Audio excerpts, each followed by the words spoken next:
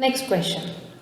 In how many ways two different numbers can be chosen using the numbers between 0 and 180, both inclusive, so that 60 is their average? Okay? Is the question clear?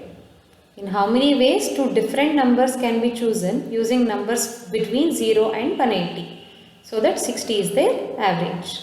And these are the options we have.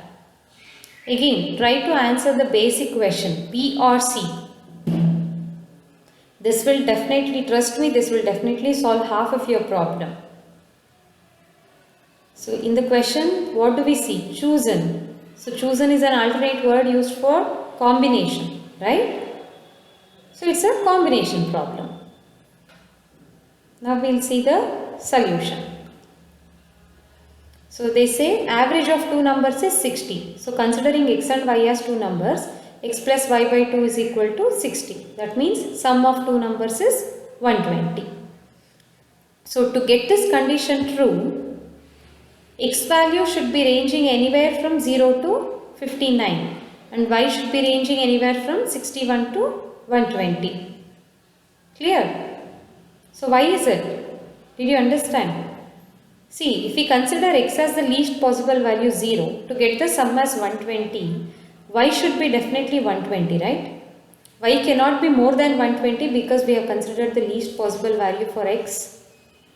Similarly, if x is 1, y will be 119. If x is 2, y will become 118. Correct? So this is how it goes on.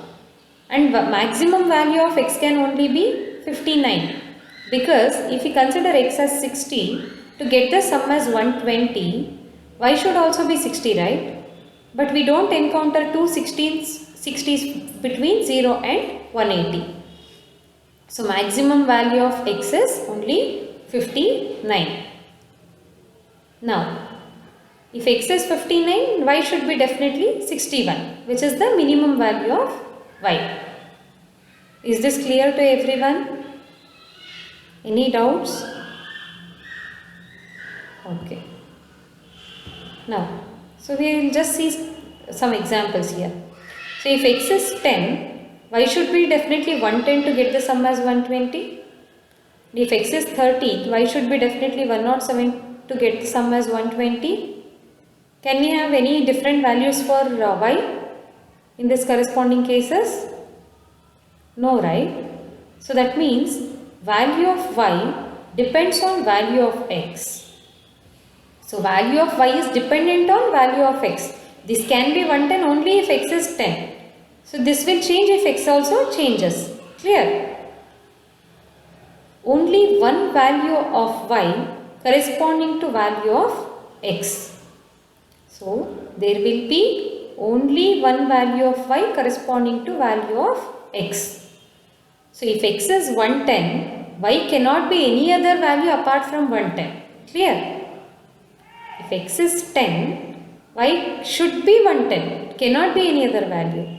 If x is 13, y should be 107. It cannot be any other value. Right? That means once we have fixed x, for y there is only one option to choose from. Clear? So number of ways to choose x, we have got 60 different options. 0 to 59, there are 60 numbers. So out of 60, we need to choose one number. So that can be done in 60 C1 ways. Once we have chosen x, for y we are left out only with one option to choose from. So out of 1, we can choose one value only in 1 C1 way. So total number of ways is 60 into 1, 60 ways, which is option B, 60 ways. Clear? Any doubts? Has everyone understood it better? Okay, we'll see the next problem.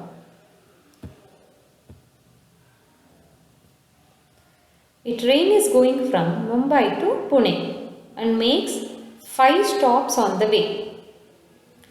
3 persons enter the train after it has started from Mumbai and with three different tickets. Okay. So how many different sets of tickets may they have had. Again, here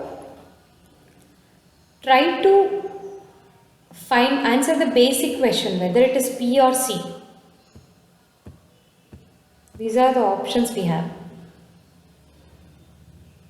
See, here it says different sets, not different arrangement, right? So different sets means it is only selection. That means it is a combination question. Now try to answer this.